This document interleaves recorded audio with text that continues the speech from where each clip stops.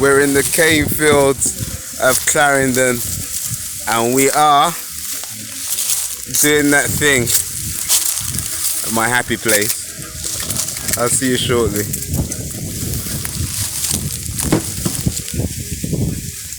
So from the field, we come back to the factory, and all this cane has been farmed, as you can see it there, all needs to be peeled, and that's what we do on the machine at the back there, making a noise. See that?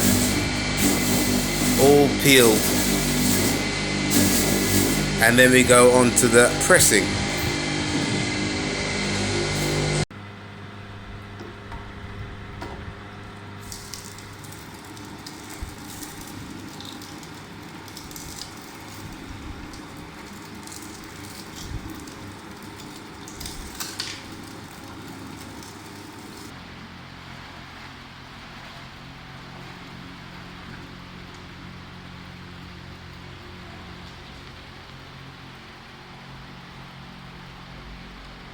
This is a local company. This is cold-pressed cane juice with lime and ginger.